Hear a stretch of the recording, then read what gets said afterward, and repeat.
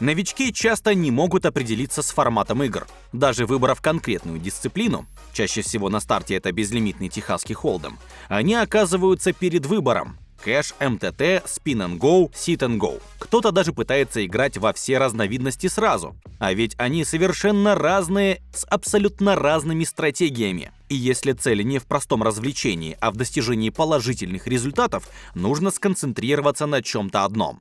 С вами Покер.ру. Сегодня мы объясняем основные различия между многостоловыми турнирами и кэшем, и, возможно, облегчим выбор новичкам. Подпишитесь на канал, чтобы первыми смотреть наши новые видео.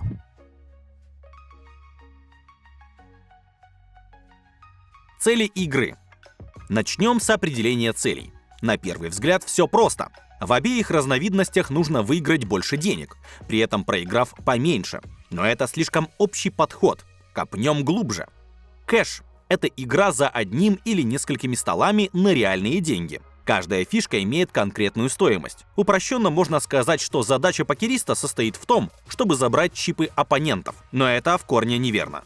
В действительности в любом соперничестве идет противостояние диапазонов рук, которые более или менее сильны по отношению друг к другу. А основная цель игрока – создавать ситуации с преимуществом и реализовывать это преимущество. Для этого нужно находить максимально выгодные решения в каждой конкретной ситуации. В ход идут математика и математическое ожидание, которое в покере называется EV, с английского Expected Value. Итак, в кэше основная цель – максимизация EV в любой ситуации, что на дистанции формирует выигрыши. Ну или проигрыши, если решения имеют отрицательные ожидания. Теперь о целях МТТ. Конечно, термин EV применяется и в турнирах. Это вообще центральное понятие в покере, которое соединяет в себе все математические концепции. Однако способы максимизации EV в МТТ иные. Задача покериста – не победа в отдельных раздачах, а максимально далекий проход в событии для получения крупных призовых. И для этого очень часто приходится жертвовать EV в отдельных розыгрышах. Профессионалы чаще оперируют понятием ICM – модель для определения ценности фишек в зависимости от места возможных призовых текущего стека, собственного и у оппонентов. Таким образом, главная задача регуляров МТТ – как можно чаще проходить в призовую зону и в целом продвигаться как можно дальше в каждом отдельно взятом событии. И если в конкретный момент для гарантированного выживания нужно сбросить руку, которую в кэше мы бы с радостью запушили, значит придется нажать фолд. То есть в кэше мы стремимся оптимально играть каждую раздачу, а в МТТ рассматриваем перспективы дальнего прохода в ущерб отдельным розыгрышам. Режим. Кэш предлагает довольно много свободы. Игроки вправе в любой момент сесть за стол и также легко его покинуть. Давай, вошли и вышли, приключение на 20 минут. Конечно, регуляры вынуждены подстраиваться под прайм-тайм для максимизации прибыли. Например, если основной рум работает с американскими локациями, игроки из СНГ вынуждены работать по ночам. Если за столом находится маньяк, завершение сессии до его обнуления или ухода – жестокий удар по EV. Однако в целом график можно корректировать. Турниры в этом плане дают куда меньше свободы. Их начало привязано к конкретному времени. А покинуть событие, пока в стеке есть фишки, нельзя без потери в ожидании. А ведь отдельные МТТ могут длиться много часов или даже дней. Вон, даже Фил Хельмут жалуется, что больше не выводит свое любимое главное событие мировой серии.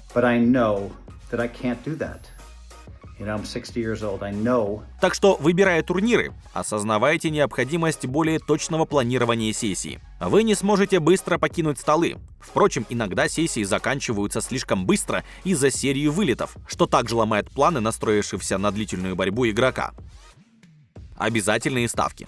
В любой покерной дисциплине нужно дать игрокам мотивацию вступать в раздачи, чтобы они не сидели в непрерывном ожидании карманных тузов. Генератор экшена в покере – обязательные ставки. В безлимитном холдеме и омахе это малый и большой блайнды, которые вносятся двумя игроками слева от позиции баттона. Малый равен половине большого, а стартовый банк, соответственно, равен 1,5 большим блайндам. Или ББ, как принято сокращать название этой ставки.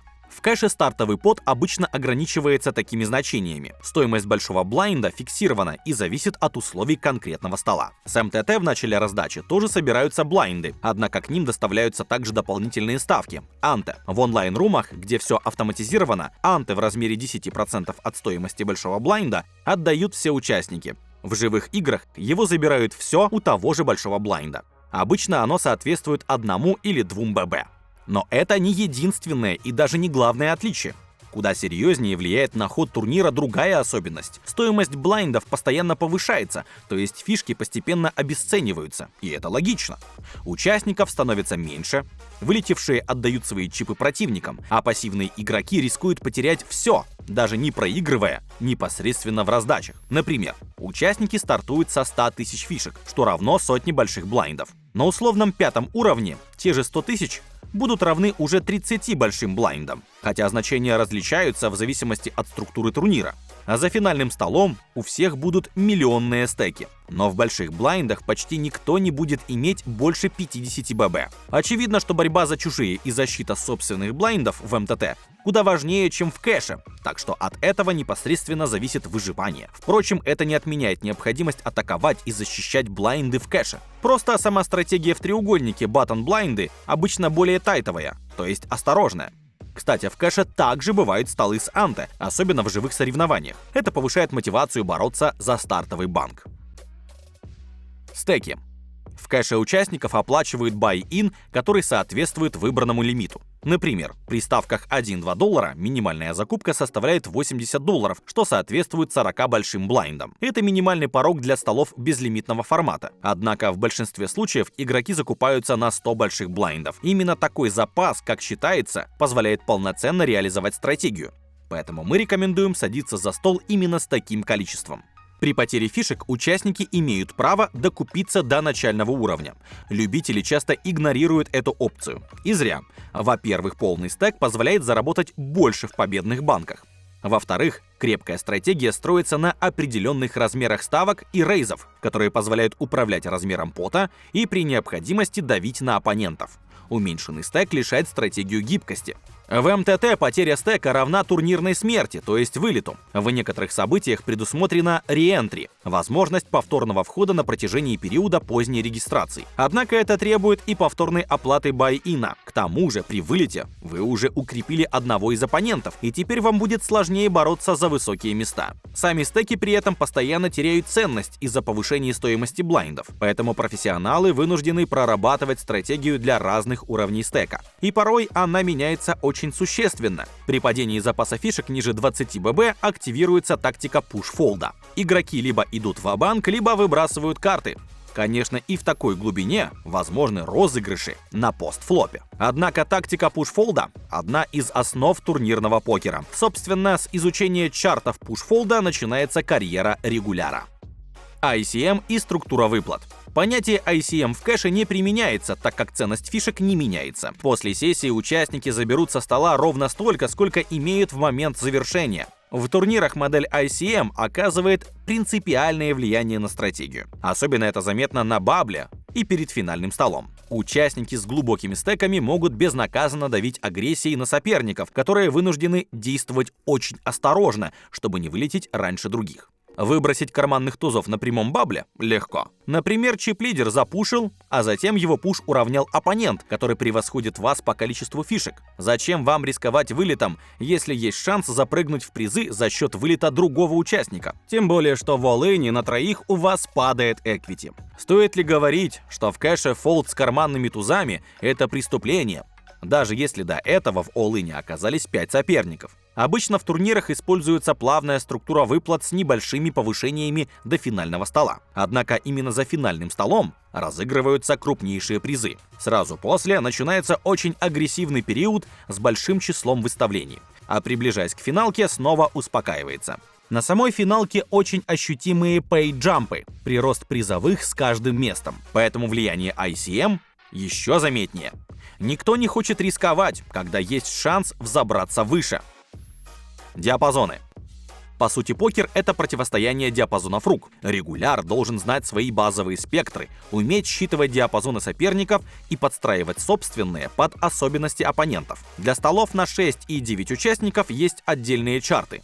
А heads-up — это и вовсе особая дисциплина, в которой разыгрываются почти все руки. В МТТ диапазоны другие. В ранних позициях они уже, чем в кэше, а на поздних, наоборот, шире. Причина в упомянутой важности воровства чужих и защиты своих блайндов, а также наличии анте. Кроме того, в турнирах не считаются ошибкой колы на малом блайнде, причем они оправданы как после open рейза от другого игрока, так и в неоткрытом банке. В последнем случае кол называется лимпом-комплитом, а вся стратегия сплитуется на open рейзы и колы. Как итог, малый и большой блайнды разыгрывают между собой почти все возможные стартеры. В кэше это плохая идея из-за рейка. Если участники выходят на пост-флоп, они платят комиссию. Если же нет, весь банк достается победителю. Поэтому выгоднее использовать open raise, чтобы заставить соперника на большом блайнде сфолдить. Особенно важен этот момент на микролимитах с высоким рейком. На высоких ставках профессионалы вполне себе используют миксованную стратегию с лимпом, но она все же не настолько широкая, как МТТ. Сравните. Заметно, что в кэше используется меньше рук, но с более частым open рейзом. В МТТ же наоборот, задействуется меньше стартеров, но большая часть диапазона разыгрывается пассивно. Агрессия. Агрессия – это один из важнейших факторов, обеспечивающих положительный результат. Без нее мы теряем возможность забрать банк без сильной руки и в итоге не можем окупить раздачи, в которых промахнулись мимо борда. Однако реализуется агрессия по-разному. В кэше важно строить стратегию на сбалансированных диапазонах, где каждая value рука сопровождается необходимым количеством блефов. Если необходимо, вносятся подстройки. Например, не блефуем в телефонов, но ставим со всеми руками в пугливых соперников. Но в целом мы незначительно корректируем стратегию под противников, а также с изменением глубины стеков. В МТТ все совсем иначе. Агрессия также очень важна, однако еще важнее проявлять ее своевременно. Например, в начале турнира лучше не форсировать события. На первых стадиях увидеть all-ины почти нереально. Пока в начале МТТ произойдет 2-3 all-ина, в кэше за тот же промежуток времени выйдет минимум десяток. Однако при перераспределении ролей на чип-лидеров и отстающих меняются и подходы. Игроки с крупными стеками становятся все агрессивнее, особенно часто атакуя оппонентов перед баблом и перед финалкой. И наоборот, участники со средними стеками вынуждены быть осторожнее, когда им противостоят чип-лидеры. Зато когда их стеки падают ниже 20 блайндов, они вынуждены искать возможности удвоиться и часто идут в прямой all-in. Дисперсия и банкролл. Дисперсия – это отклонение результатов от ожидаемых на коротких дистанциях. Нельзя сказать, что в кэше она незначительна. Покер вообще дисперсионная игра, в которой регуляры пытаются выжать максимум в удачные отрезки и не лишиться рассудка в неудачные. И все же в кэше неудачи в конкретных раздачах приводят к потере денег. Однако если математически решения были верны, через какое-то время они вернутся. Главное иметь четкий банкролл-менеджмент и неукоснительно следовать ему, чтобы выдерживать просадки в 40-50 стеков. Да, такие бывают. У вас такого не было? Поздравляем, значит все веселье у вас еще впереди. Запасайтесь валерьянкой. А что же турниры? Представьте, все идет по плану. Вы врываетесь в число чип-лидеров, дело идет к финалке. И вот вам сдают королей, а такой же чип-лидер вдруг пушит. Вот оно, сейчас удвоимся и возглавим рейтинг. Но там тузы. Вы обнулены и вместо крупного приза вылетаете из-за одной раздачи. А что если вы даже не дошли до призов? А что если это повторится на протяжении десятков или сотен турниров? Одна раздача, кулер или бэдбит, и вы в ауте. Бай-ины теряются, призы не зарабатываются. Нужно понимать, что норма проходов в деньги для регуляра – это 10%. То есть 9 раз из 10 вылететь из турнира до призовой зоны – это вовсе не даунстрик, а рутина. И чем больше в турнире участников, тем сложнее пробиться наверх. Вспомните, много ли топовых игроков мы увидели за последними столами в главном событии мировой серии. Большинство хай-роллеров, которые громят компактные события серии вроде Тритон, банально вылетели либо до призов, либо остановились в нескольких сотнях мест от финального стола. Зато на финалке мы познакомились с восьмеркой по сути любителей, которым просто хорошо складывалось на протяжении недели. Главное в МТТ – на дистанции покрывать потерянные бай-ины выигрышами и зарабатывать что-то сверх того. Но в серьезном даунстрике даже профессионалы МТТ вполне могут оставаться ни с чем на протяжении недель или даже месяцев. Поэтому в МТТ требуется более существенный банкролл, а также уверенная подушка безопасности для переживания таких отрезков. Метагейм. В любой разновидности покера важна в первую очередь собственная стратегия. Однако в кэше игроки часто соревнуются против одних и тех же оппонентов. Это позволяет находить выгодные подстройки как под поле в целом, так и под конкретных соперников индивидуально. То есть в кэше возможны долгосрочные эксплойты. В МТТ, конечно, могут встречаться знакомые противники. Но, во-первых, мы не можем выбрать и по желанию сменить стол. Нас периодически пересаживают, но следующий состав также непредсказуем. Во-вторых, с большинством знакомых оппонентов у нас нет достаточной дистанции, чтобы находить эффективные эксплойты. Поэтому в МТТ важна в первую очередь своя стратегия. Метагейм можно задействовать, но куда реже, чем в кэше. Психология и обучение. Психология в принципе важна, независимо от дисциплины и формата. Основная цель — не побороть эмоции как таковые, а полностью исключить возникновение тильта. Однако на пути к этому покерному дзену немного проще приходится регулярам кэша. Почувствовав ярость, они в любой момент могут как уйти во временный сит-аут, чтобы восстановить спокойствие, так и вовсе завершить сессию. В турнире также можно временно покинуть стол, однако на поздних стадиях это чревато потерей драгоценных блайндов, ведь они собираются даже при отсутствии игрока. Да, и уходить с финального стола, который может растянуться на несколько часов, также не стоит.